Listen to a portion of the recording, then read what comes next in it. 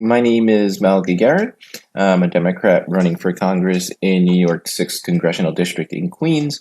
For those who don't know what your congressional district is, which is many folks, the neighborhoods are Flushing, Forest Hills, Kew Gardens, Rego Park, Ridgewood, Maspeth, Middle Village, all the way out to Bayside, a little bit of Jamaica, Richmond Hill. As you can see, it's pretty much all of central and northeast Queens. Um, and I'm running for Congress because, as I've been saying since the beginning of this campaign, and I think that the COVID-19 crisis has magnified, is that we're really living in one of the most dangerous moments in American history. And I believe that what we need is progressive leadership in Congress that's going to help pave the way to the 21st century. Folks with lived experiences and professional backgrounds that understand the challenges that working class and middle class families are facing, and not necessarily folks who've spent their entire career in government. And that as recently as the State of the Union address, are saying that they stand ready to work with this president. Not because, I think that there's anything wrong with wanting to work with people that you don't agree with, but because it fails to recognize the dangerousness of the Trump administration that we're seeing become worse and worse with each passing day. Um, a little bit about myself. I was born and raised in the district. My father was an immigrant from the Philippines. My mother, a descendant of Puerto Rican parents. She was a nurse the majority of her life up until she retired about 3 years ago. And I was raised by her and my abuela in a one-bedroom apartment in Elmhurst across the street from the Queens Center Mall. And, I went to school. I eventually ended up working in the New York State Senate for a bit, for a U.S. congressman representing parts of this district. I even ran for city council in 2009. Back in those days, I still had a lot of optimism and hope in the political world. And, that didn't work out, and that was fine. I stepped away from electoral politics and decided that I really wanted to work on issues that I cared about and be more hands-on with that. I went to work for the NAACP Legal Defense Fund for a few years, Planned Parenthood in New York City, and eventually ended up at College and Community Fellowship, working at the intersection of criminal justice reform, women's rights, and access to higher education, where we worked to expand Pell Grants to currently formerly incarcerated students. There's a bill that we actually got introduced in Congress that's still sitting in Congress called the REAL Act that would repeal the 94 provision, or the provision in the 94 crime bill that prevented incarcerated students from accessing higher ed. But we did succeed in getting the Obama administration to initiate the Pell Pilot program that returned Pell Grants to a select number of institutions throughout the country. We got the SUNY board to repeal the criminal history screening question from college admissions forms. And also the Obama DOE to issue national guidance around the same issue, so that we make sure that folks that are trying to get their life back together, weren't hitting that obstacle and getting to higher ed. And, I stepped back from that for a bit. Was a stay-at-home parent, or continue to be a stay-at-home parent, as many of you are now, maybe not even by choice. And spent time also picking up music again. I used to play when I was in college, but Alita and I, we had children when we were in our early 20s, and being a full-time parent took all of my attention, and so I put that down. And so it was pleasant to be able to pick that up again and get to see different parts of the country and see how the rest of the world outside of New York is living. And you get to see a front row seat really at what people consider Trump's America, and to see sort of the failures of our political and economic system, what they've done to working class communities, not just here in New York, but all throughout these different states.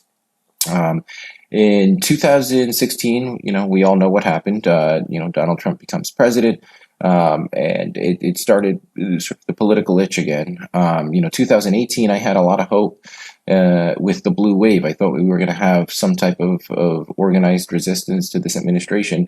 And unfortunately, that didn't materialize. And it was around this time last year, as a volunteer for Tiffany Gaban, going around the district, knocking on doors, talking to people about progressive policies, that I recognized that there was a thirst and a hunger in my district for forward-thinking progressive-leaning values and people. Traditionally, you hear a lot that New York 6, oh, it's a conservative-leaning district, but that ended up not being true. When you talk to folks, when you remove the labels, when you start talking about the issues that affect them the most and that they care about, you start to realize that the district is a lot more progressive than people give it credit for. And after talking it over with Alita, we decided that we make this run for Congress. Obviously, I have to talk a little bit about my opponent. Congresswoman Meng has been a member of Congress for 8 years. She was a member of the Assembly before that. She's a vice chair of the DNC, sits on the Appropriations Committee. And I consider New York 6 to be a safely blue district. And we need someone in office who's not just going to sort of accept the status quo or even be taking votes that are antithetical to our values as Democrats. Right? I mean, one of her earliest votes in Congress, was problematic for the environment.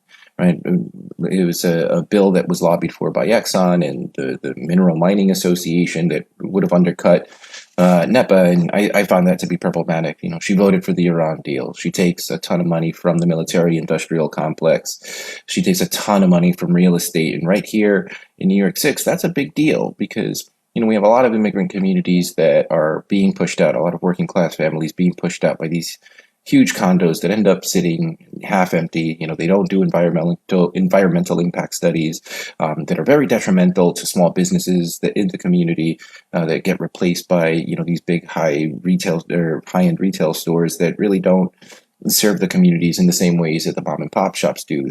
That's really been the bread and butter of our Queens neighborhoods.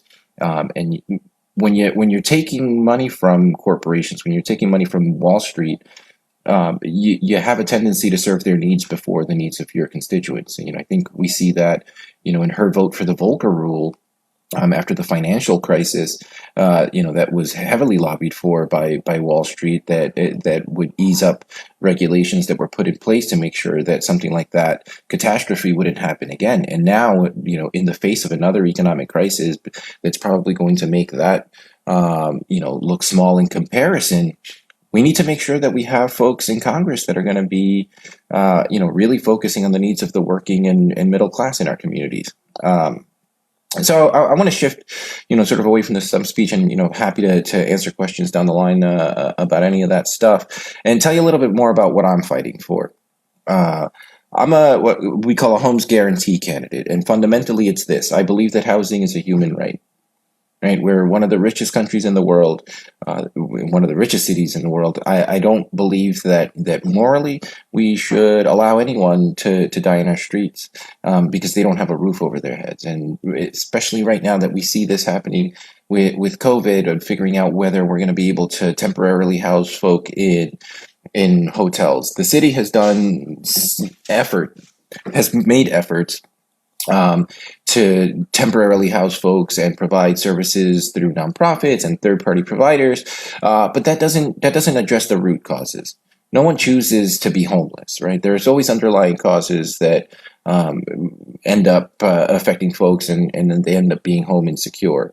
The plan that we're supporting would create millions of new social housing units that would provide wraparound services for folks who would need them if they suffer from substance abuse. It would eliminate barriers for formerly incarcerated folk from accessing public housing, which is a problem here in New York.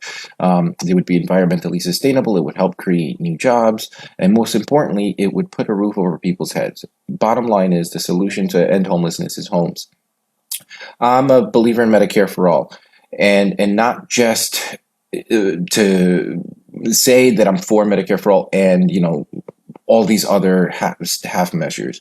And I call them half measures not because I think that, I'm an unreasonable individual or because of anything other than the fact that I've learned the policy failures of the past 10 years.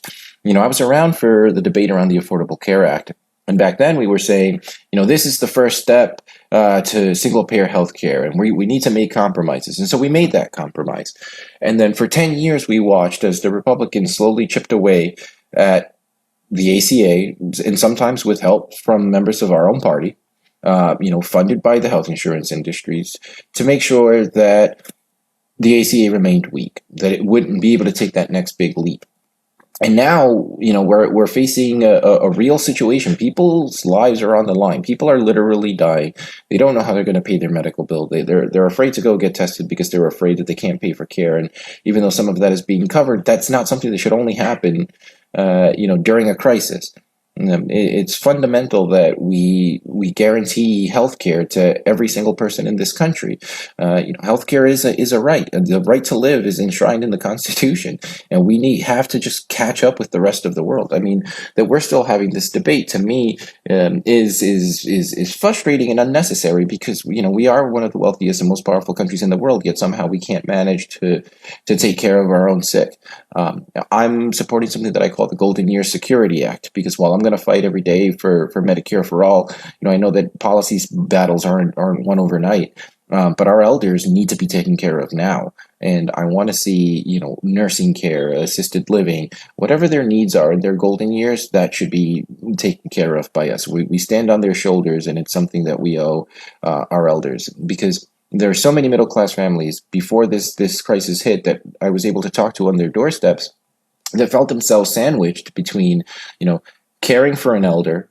They have children that they're about to put to college, or we're already going, we're already going to college, and we're covering those expenses, and they don't even have money put away for their retirement. And despite being working and doing all of the right things, they still found themselves with this insecurity about what they were going to do. And so we need to make sure that our elders are taken care of, and that also helps provide some relief for our middle class families. And speaking of education, education is also a right. And I believe in free public colleges and universities and trade schools. And I think that serves us. If we were to cancel student debt right now, I mean, we're talking about $1.6 billion that's going to go right back into the economy. So there's a lot of fretting when it comes to serving people and their needs, but not so much when it comes to corporations, right? Whether it's the tax cuts that they got under this administration, that folks have been happy to help along, or whether it's the bailouts, even in the face of coronavirus, we put the needs of the economy and businesses ahead of the people that they're supposed to be there to serve. I think that one thing as Democrats that we have, for whatever reason, been afraid to say is we do need a strong federal government, and that the government can be a force for good in the right hands and managed correctly with putting people at the heart of policymaking to serve and meet the needs of everyday folk. When we talk about now, we have to think about the fact that when this crisis hit, the policies that are at the fore, are a UBI, right? I've been talking about experiments in UBI for a while now, even before Andrew Yang popularized it with the freedom dividend, because it's a reality that the nature of work is changing. We can't put the technological, genie back in the bottle, and have to face the reality that when we look at the jobs that are getting taken away from the market and that are being automated out, 12% of those jobs and are held by women and people of color. Again, frontline communities that end up always feeling the burden of the advancements that we make that benefit, again, the bottom dollar of corporations and businesses, but leave out average everyday folk. And that, to me, is something that we can address through policy, and we see it now that this is something that not only is it doable, it makes sense. Now, does the $1,200 in the previous stimulus package go far enough? Not if you're a renter in my district. It certainly would not cover Alita and I's rent, and we're fortunate enough to be able to make it through this crisis as she continues to be employed and able to provide for the family. But we know that there are thousands of folks throughout this district that's not a possibility, which is why rent cancellation needs to be something that is taken up by this Congress sooner rather than later, hopefully in the next set of stimulus relief packages that come down the pike, because the deal that was reached today, that was not included and wasn't brought up. Fundamentally, we again need to be focusing on the people and not businesses. And the same goes for the Green New Deal. I'm a big believer in the Green New Deal. We have an existential crisis in that. And when I look at the way that we're handling COVID now, when people are actually dying in real time and our government is unable to respond, it worries me. It worries me because I feel that we're not going to be able to respond to this crisis fast enough, the climate crisis fast enough, if we continue along with the folks that we have in Congress today who don't seem to understand the urgency with which we need to act. Um, and that has a direct impact right here in Queens. People go, well, all right, the Green New Deal, but what does that have to do with, what's happening in our district? And it has to do a lot, actually. I remember standing with folks from Transportation Alternatives who have been lobbying very hard and being amazing leaders in improving traffic safety for cyclists and pedestrians on Queens Boulevard, and seeing that those improvements be completed. But fundamentally, the thing that's going to make our streets safer for cyclists and for pedestrians is going to be reducing the number of cars that we have on the road. And the only way that we're able to do that is making sure that we're investing in free, safe, and accessible public transportation, that we're investing in our infrastructure so that folks are able to get around. And that is part of the Green New Deal, and that is something that we would benefit greatly for. And obviously, there's a job creation element to that, and we want to make sure that we have, fair wages and a standard of living that folks can actually attain. There's this myth that's pervaded our politics these days that somehow, the struggles that people find themselves in is somehow because they didn't work hard enough. But that's nonsense. And we all know it. And it's kind of time to walk away and stop listening to that rhetoric and start focusing on, what are the solutions that we really need to hone in on that is going to improve lives for everybody throughout the country, but right here in New York. And not give into the thinking of what can't be done. This is a country where we have done impossible things because we set our minds to it. We fought for the things that we valued, and we let those values and principles guide us. And somehow our politics has become twisted, and we've adopted this mentality of somehow bipartisanship means surrendering to whatever the conservatives demand, even though a lot of the things that they fight for and win on are out of step with the vast majority of the American people. I mean, Medicare for all is a great one and an important one. And I'm sure that, before all of this, we had 70% of Americans supporting Medicare for all. I'm sure that number is going to be a lot higher if you ask people today, because they're seeing firsthand, why is this system for profit, right? Why is it not about saving lives? Why is it not about guaranteeing health and having a baseline of quality of care? And so that, to me, is something that we need to be more vocal about, and we need to continue to fight and organize, and not just go to, the lobbyists and the special interests to craft the model legislation that's going to dictate what policy looks like in the 21st century, but work closely with members of our communities, the organizers, those that are on the front lines of dealing with these issues and have been dealing with these issues for decades, and they can inform you. I mean, and I saw that firsthand working at CCF with formerly incarcerated folk. They knew the solutions to the problems that they were facing and the barriers to higher education, and the dozens of collateral consequences that they face, and why it's detrimental to sort of what the policy outcome is, or the desired policy outcome is, which is to reintegrate into society, to become fully functioning members of their communities, which that's what they want to do. I mean, we have to sort of stop looking at these things from just a very myopic black or white, good and bad, and really start thinking about what the outcomes are going to be. And so, we need to think about the future. And I don't want to be, overly negative. I know right now we're facing a really tough challenge. And what it's showing us is the cracks in the wall that progressives have been talking about for so long. We see that communities of color are being unduly burdened by COVID-19. That's not by accident, right? We see the frontline workers, the immigrant communities, our undocumented neighbors who are out there day in and day out, still working and providing, and they are now essential, right? And they've always been essential, and we've been saying that, but the world didn't want to listen, and it's by being able to focus on these things that I think differentiates me from my opponent and from the party as a whole.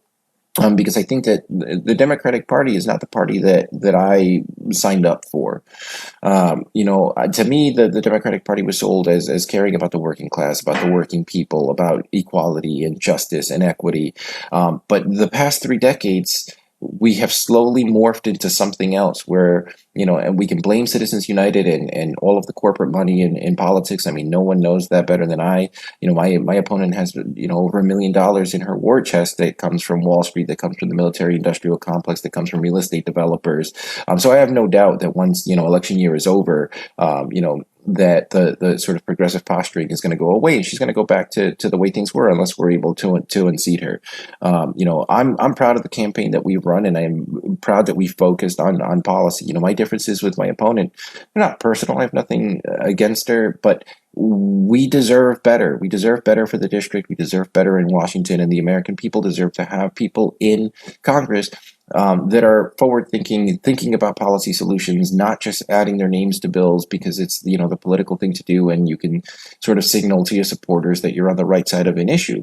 Case in point is the Green New Deal. We have a freshman member of Congress who introduces this policy framework, and within that first term already has an entire separate bill that actually implements parts of the Green New Deal for public housing. Right, it goes from framework to implementation, and my opponent can say that she supports the Green New Deal because she's a co-sponsor on the bill, but that's paperwork, right? I mean, that's calling the clerk at the House and having your name added to a bill. It's not leading on an issue. It's not finding ways, to organize small businesses in the community and figure out how we're going to, implement parts of this and support local infrastructure and support, the most impacted parts of our district, right? Where we know that there's environmental injustice occurring, and those are areas where I think we would differ greatly, and where being, an organizer and a public policy advocate is a strength,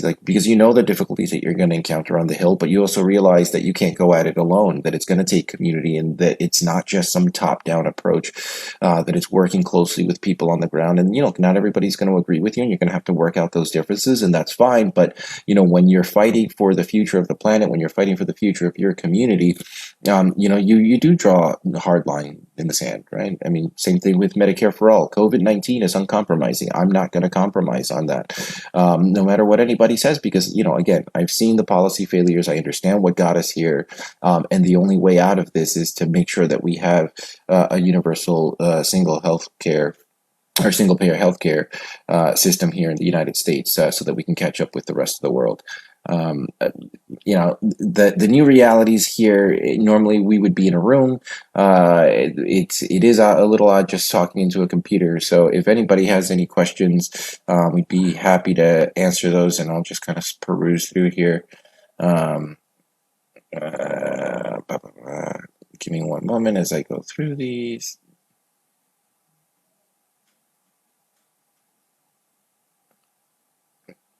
Ed Lee, yeah, Jamal Bowman's a great guy. They're working on their campaign up in the Bronx, and Westchester.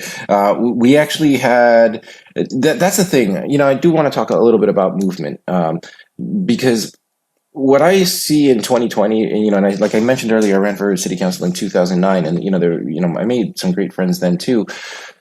But the progressive movement wasn't as strong then as it is today.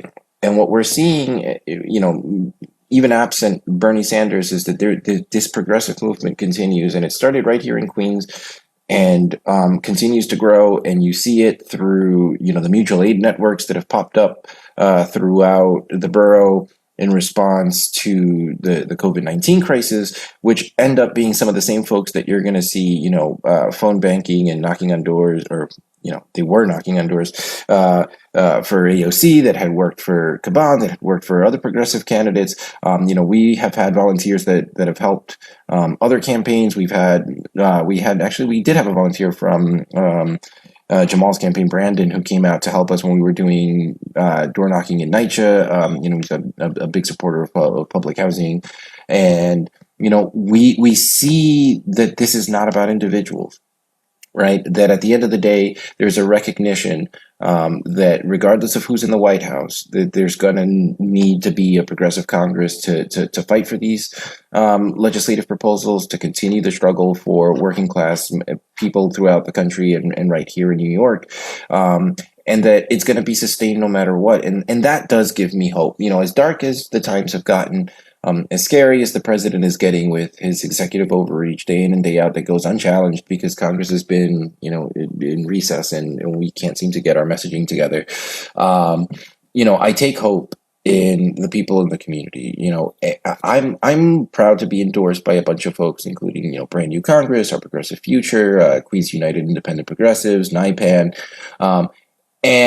and they give me hope because they're my friends, but they're also neighbors. They're also people from the community that are out there doing all of it. They're not just working on a campaign, they're working on many campaigns. They're out there delivering groceries. They're out there coordinating visits for homebound folks through all of this. They're out there providing resources, collecting resources, which, speaking of which, if you go to our website, we do have a COVID-19 resource section. If there's anything on there that you think is missing or that you might be able to add to, by all means, shoot us an email because we're growing that. But that's what this movement is about. It's not about pushing any particular agenda. It's about pushing the needs of people that have for so long been left without any representation and without a voice in Congress because, they don't have deep pockets. They don't have some expansive network. Maybe they're not even a documented citizen, but that doesn't mean that they're not entitled to rights and they're not entitled to be taken care of. And so, I'll leave that. I know that was a sort of a long answer to why doesn't Jamal's people help you, but it did trigger that memory for me. Stewart Brown. I mean, somebody infrastructure and jobs. Yeah, I think that the federal jobs guarantee came up during the 2018 campaign in Democratic circles, and I didn't think it got the attention that it deserved. And it's always been sort of tied into the Green New Deal because it really will be the way that we're able to make sure that that you have a paid living wage and that we're creating the jobs that are necessary to implement the Green New Deal and the mass mobilization that it's going to take to essentially reframe our entire economy. But we're going to see. I think that now is the time that we really got to kind of put our heads together and really be vocal and fight for a federal jobs guarantee because not only are we going to need it to address the climate crisis, it's going to be a way out for a lot of folks from the damage that the COVID-19 crisis is doing. I mean, week after week, we see the unemployment numbers continue to rise. There are certain sectors of the economy that I don't know if they're going to go back to normal. I don't know that there is ever going to be a going back to normal. And while that may be scary, it provides us an opportunity to create something new. It gives us the impetus to finally mobilize and go, you know what? We were definitely not ready for a global pandemic. It's time we take this climate crisis seriously. Let's start mobilizing now. Let's start putting the infrastructure there. So the human infrastructure rather in place because there are going to be people that are going to be in need of work, and we certainly have the resources and the capacity to mobilize and address this crisis head on. And I think that now that gives us an opportunity. And I think that fighting for a jobs guarantee needs to be part of the progressive agenda more so than before the crisis as we enter the final few months here before the election. David Kang wants to know how I feel about Joe Biden's ad. Yes, right now I think we have to address the xenophobia and anti-Asian racism that COVID has brought out. I mean, I think it's always been there.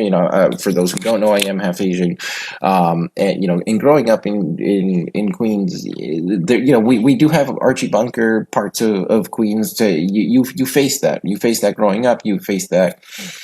In many different ways, but this crisis has really scapegoated the Chinese American community and the Asian community writ large, and so seeing the Biden ad to me was problematic. It clearly is racist, and I've seen the way that the sausage is made. I know how politics works, sort of separate from like the policy making part of it. And that was a calculated decision. There's no way that ad makes it through, all of the consultants in the campaign and nobody thinks to themselves, this is going to be racist, right? And they clearly are aware. They're playing to, because they're obsessed with, trying to peel away Trump voters instead of bringing in new Democratic voters, that they have an opportunity to do so, especially now that Bernie Sanders is no longer in the running. and put out an ad that sort of stokes those fears and plays on those fears. And it's we're such a dangerous time in this country when, we have Asian Americans that are literally being attacked on the streets. Putting it out at like that. It's gross. It's poor judgment, and I think it really does put people, in danger. There's a way that we can talk about the government of China, and we can talk about China's government and their response to COVID and trying to cover up the response, and that's one way of going about it. To me, we've talked a lot about the way the Uyghurs have been treated in China, and that's a human rights abuse that needs to be called out, and China needs to be held accountable. But that's not the Chinese people, right? So we have to in that respect we do have to take the higher ground. We have to have nuance when it comes to criticizing the government of China and making sure that that criticism isn't weaponized or used or could be interpreted in any way towards the Chinese people. And because what the last thing that we need is more sort of veiled or outright racism, if we're talking about Trump, that target our minority communities. Um, so. The wife wants to know if I can tell you more about the Golden Year Security Act and the inspiration and what it could do. So, as I mentioned earlier, I was raised by my mom and my abuela. And my mom was a nurse. And when my abuela got sick and was in her final years of life, after a heart surgery, she was at a rehab facility for seniors, and it was a private one. Obviously my mom had insurance, so that was covered. But even with that, so much work had to take place to make sure that she had sort of a dignified time in that space. And the nurses there were understaffed, they were overworked. There were instances where my wife and I would bring gauze to clean her wounds and change the gauze for her, just to sort of take the strain off of the nursing staff there. And it made me think, like, wow, like Ma's a nurse. Like, everybody doesn't have a nurse in their family. Everybody doesn't have a granddaughter-in-law and a grandson that are going to be able to come and take care of the everyday needs. And who would have taken care of her then?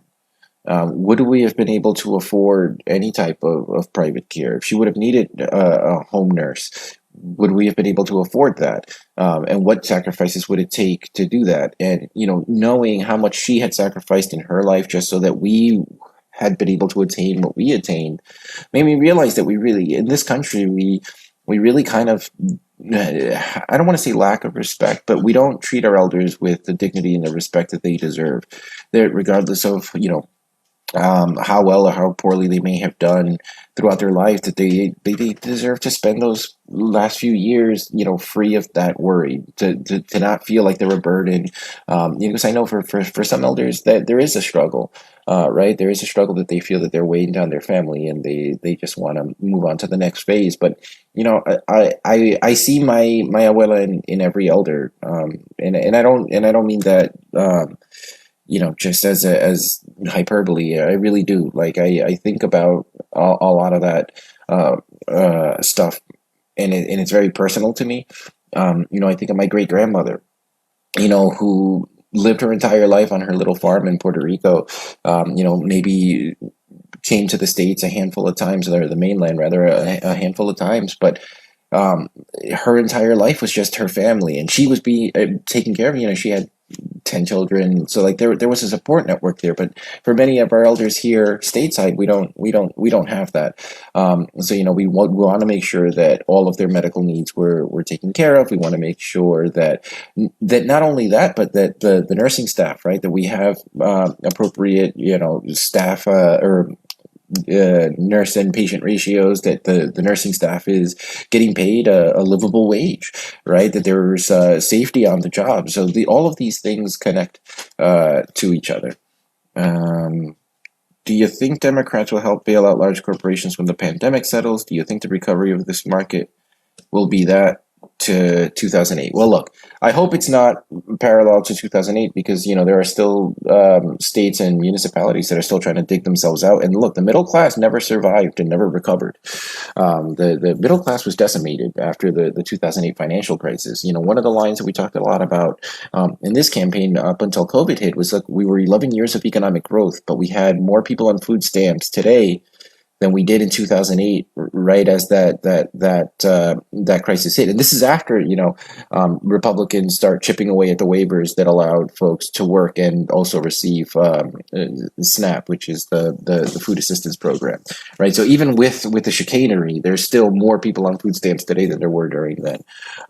Do I think that the Democrats are going to bail out corporations? The answer is unfortunately, yeah, I think they are, because for whatever reason, I don't know what happened, but it feels like Democrats no longer negotiate in on the Hill. I mean, our starting position tends to be these are all of the things that we're really ready to cave on, and we're afraid to draw a hard line in the sand. I don't know if it's a decorum thing or what. And that's where fundamentally I think that there are differences between the wave of this new generational leadership of candidates like myself that are running, and sort of the old guard that are sort of trapped in this bipartisan myth. And so I want to actually say a word on that, because, I know that during the primary, it gets pretty heated and you see supporters of every candidate going left and right. And it's like, oh, what about the divisiveness in all of this? Let me say flat out, when it comes to something like Medicare for all, right? When we're talking about people's lives, where do you compromise? There isn't one. So then that's what we demand, right? We demand that we do everything in our power as a government, because at the end of the day, look, the government is not some foreign entity, it's us. That's what makes us a little bit different, right? With this nation supposedly built by the people for the people, we are the government, and we are making this choice. We are making this demand that we will take care of each other. We have an obligation to each other. And so that we need more of that in Congress. And I'm not saying that you're never going to have some compromise or that nothing ever gets done because you're recalcitrant. But look, how is it that the Republicans always seem to win with the most vile and obscene policies that do real harm, that only serve a certain percentage of this population, and the Democrats' response is to meet them halfway? Like, that's absurd. I just saw a poll recently, within the past day, that 96% of Republicans approve of Donald Trump's approval rating. How do you go? That's absurd. That is absurd. That is absurd. So how do you go halfway with someone that's so unreasonable? Yet, and when it requires giving away our values, when it requires giving away our principles, when it requires leaving people at the margins, because you think the Republican Party is going to stand up and fight for undocumented folk? Do you think that the Republican Party is going to stand up and fight for the working class person that can't afford to pay their medical bills, that can't afford to pay their rent, even though they're working 2 or 3 jobs? They want to see a bright future for their child, but there's no way that they're going to be able to afford college. And now, public colleges and universities still come with a tuition that they're not going to be able to reach.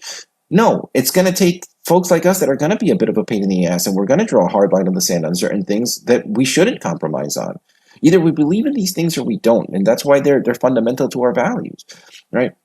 When I talk about ending militarism, it's not out of some hapless ideal, right? It's because these are choices that we've made. We can look back now. I remember 9/11, right? I was a sophomore in college. My son wasn't even born yet, but now my son's about to go to high school, and we're still in these same wars, right? And it's cost us trillions of dollars. It's cost us lives on both sides, right? Innocent civilians that have lost their lives. Meanwhile, the weapons manufacturers make the money, right? My opponent gets a nice donation check from those companies.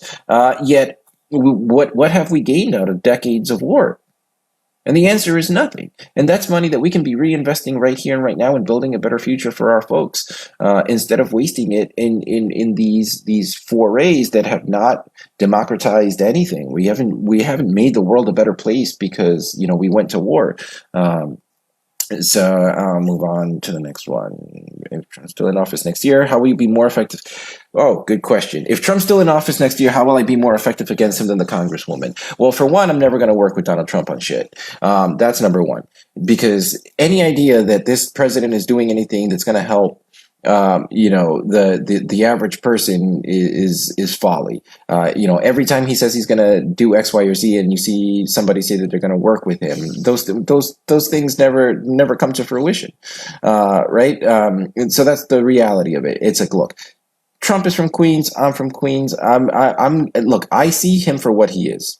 He's a loudmouth. He's a racist. He's a con man. He's a fascist. He's an authoritarian.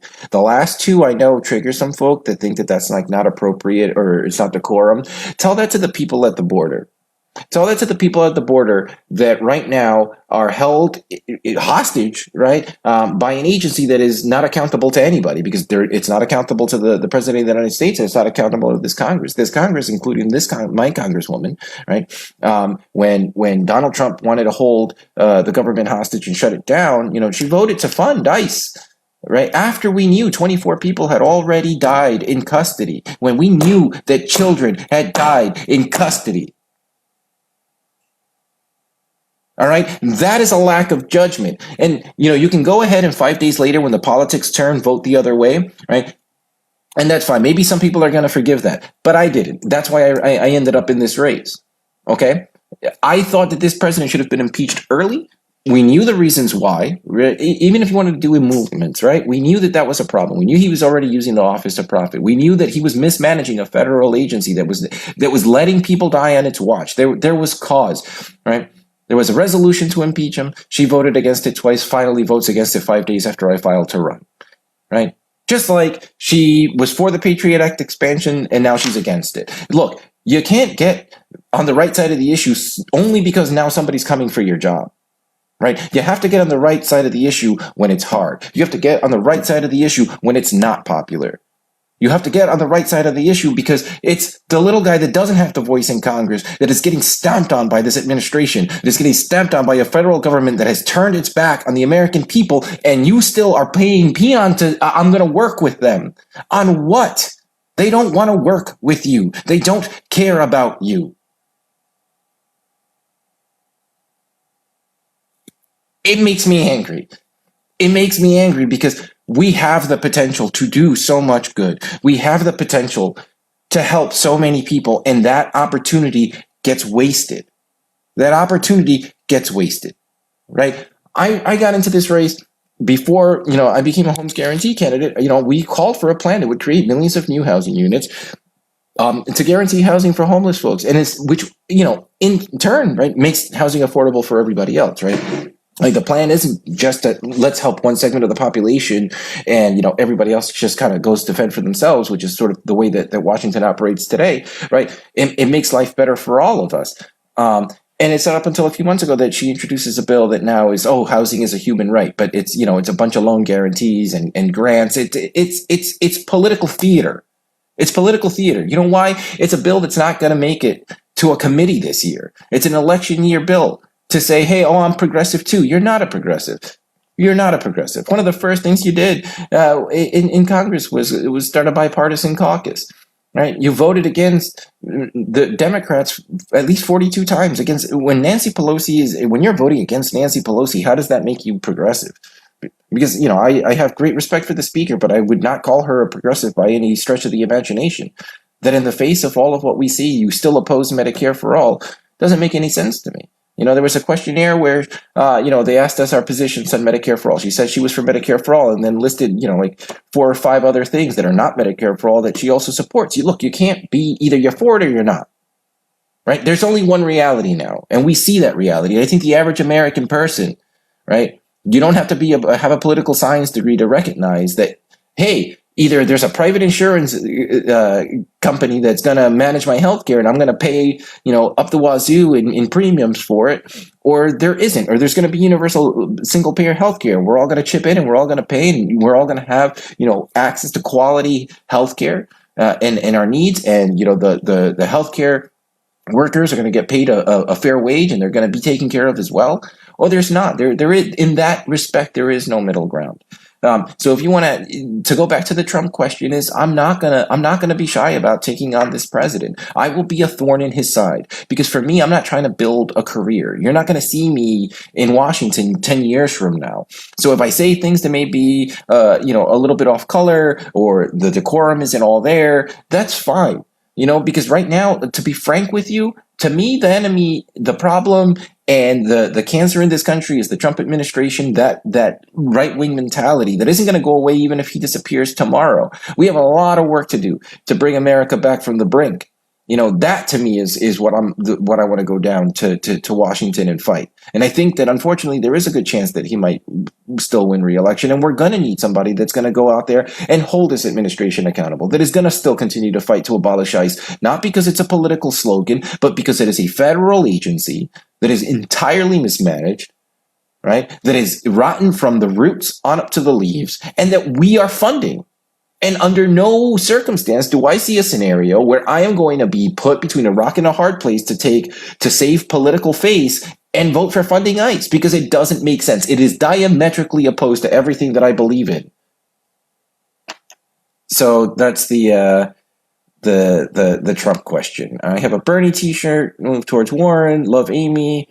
Will you support Joe? Stewart asks. I will vote for Joe Biden. I am not endorsing Joe Biden. I'm voting not for the next president of the United States. I'm voting for the next member of the Supreme Court.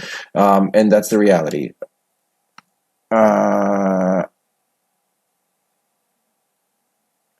Russell, I saw the Biden as anti-Chinese communist government, not anti-Asian American. Yeah, Russell, I hear you. When I look at that ad, I can see that's what they were going for, and that's what they were hoping for. Political ads aren't, designed without taking all of these calculations into mind.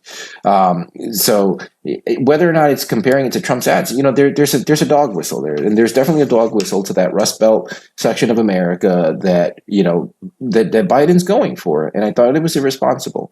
Like I said, I think that's why if it truly is about criticizing the government, if it truly is about anti-Chinese communism, then that's fine. You can say that in the ad.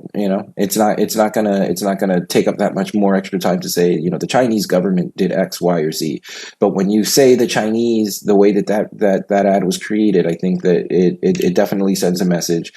If you're Asian American, you certainly read that in a different way. I'm not Chinese. So I know that I'm not feeling it the same way that I know some of my Chinese friends sort of receive that ad, and it's important to hear it, right? Because they're also part of the Democratic base.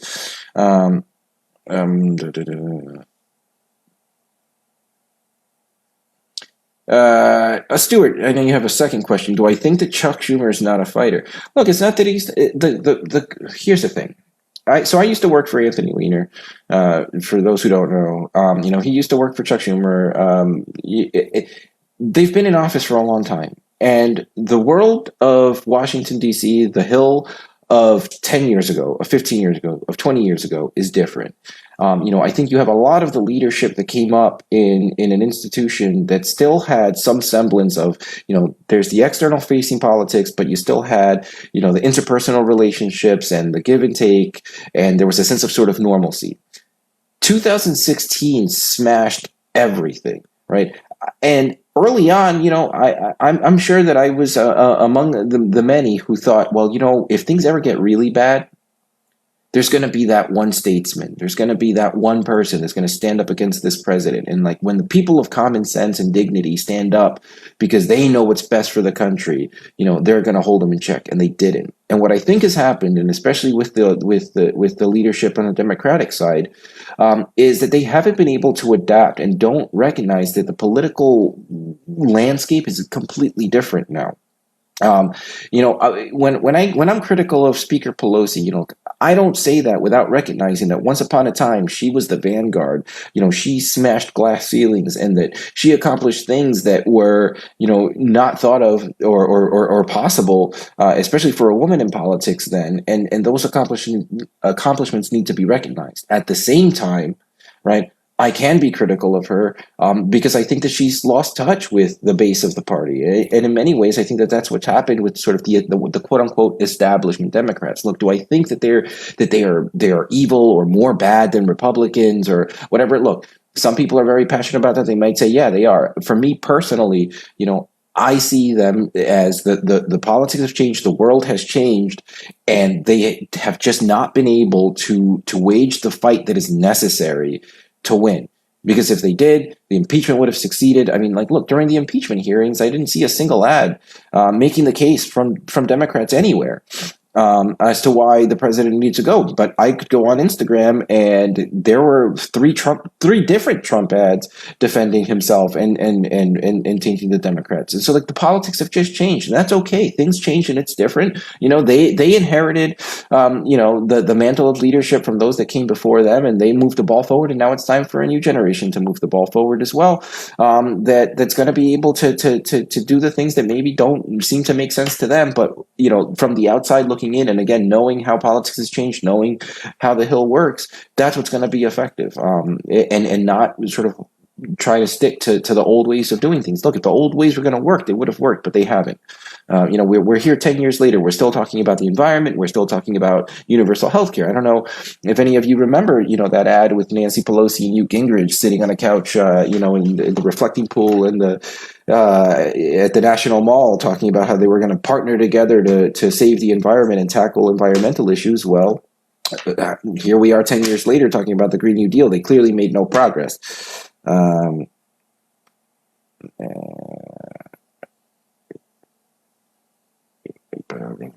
DNC has no money. They can't run ads. That's a major problem too. The DNC is they're doing all right. The DNC is doing all right. What the DNC really needs to do is start, paying attention a little bit more to progressive voices. And not just all those of us that are running for office, but for the people out there. Look, there's a reason why people are staying home. I get nervous when I see, folks having the same conversations that we had in 2016, because it feels like the lesson wasn't learned. And the Democratic Party is not going to learn a lesson, because we hold our votes our way or whatever. They're going to learn a lesson when we overwhelm them with the people that are going to be engaged, that are going to continue to organize, that are going to continue. And look, it can't just be during elections. Right? Like, what I'm doing today is for naught, because if the election doesn't work out in my favor, if I just pack up my marbles and go home, then I'm no better off than any of the other politicians that just say what they want to say when they want to get elected and then don't do anything during the off years. Right now we're not just in a battle for the soul of our party. We're in a battle for the soul of our country, for real living, breathing human beings who need policy that will help them. Right? Like that fundamentally is what this is about, and we have to keep that struggle going. And yeah, there are going to be some tough times ahead, and we're not going to win every battle, but we have to be in the fight. We have to hold our leadership accountable. We have to hold our electeds accountable, and we have to hold our party accountable. Until we live in a democracy where we're not beholden to a two-party system, we have one. And for right now, we need to do what we need to do to make sure that platform comes out this year and includes and hears the voices of those of us who have been asking for a more progressive party. Because if not, the Republicans walk away with it again.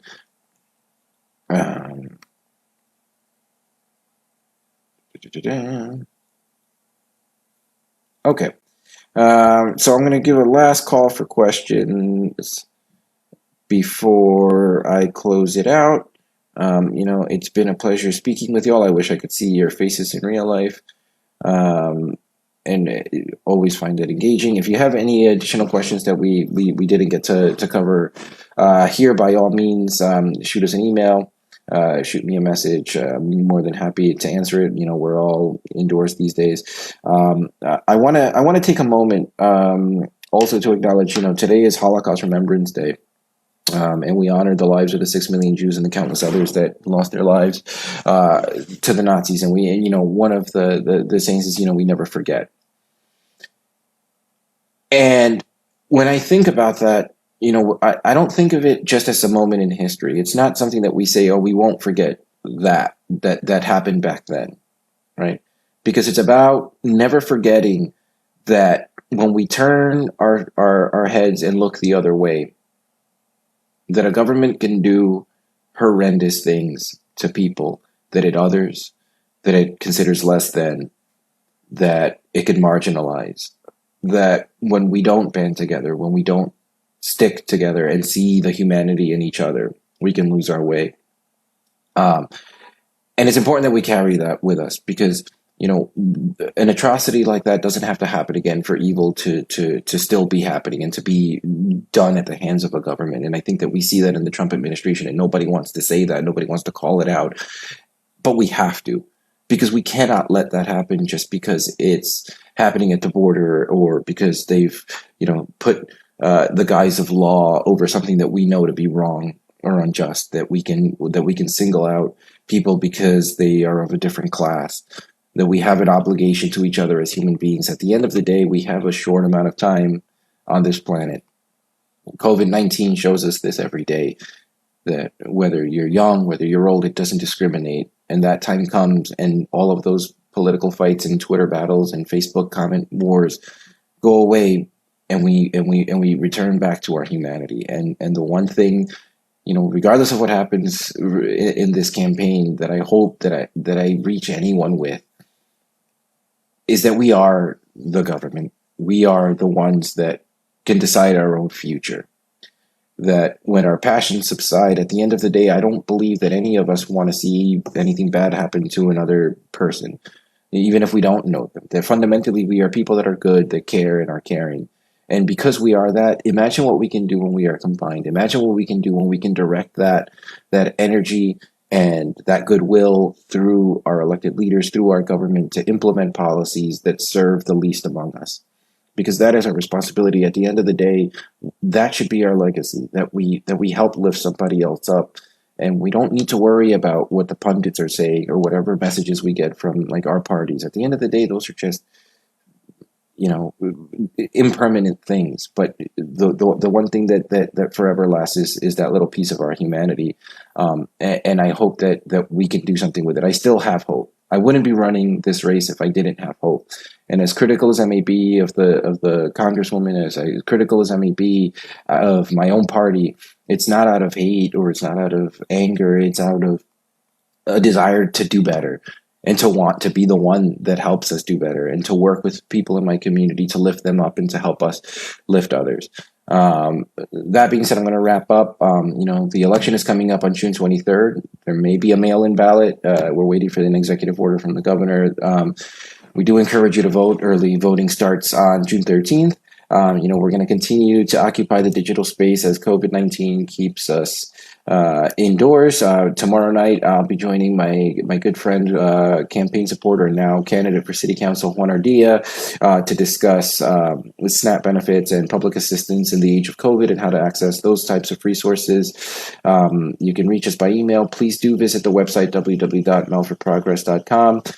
You can sign up for our mailing list. We're also doing a ton of phone banking and text banking as we wind down these final weeks of the campaign. If you can dedicate an hour or two of your time, we would love to have your help. At the end of the day, this campaign is about all of us coming together and being able to work together to fight for a better future. And we definitely need the calls. This race, I haven't taken a single dollar from the real estate industry, from any of the corporate PACs. Every donation we've gotten has been a small dollar donation from folks like yourself. I know these times are hard. If you can spare $1, $5, that'd be great. If not, an hour of your time, 2 hours of your time, it would go a long way in helping us get our message across. And with that, thank you so much. I really appreciate y'all taking the time to spend the night with me, and have a good one. Take care.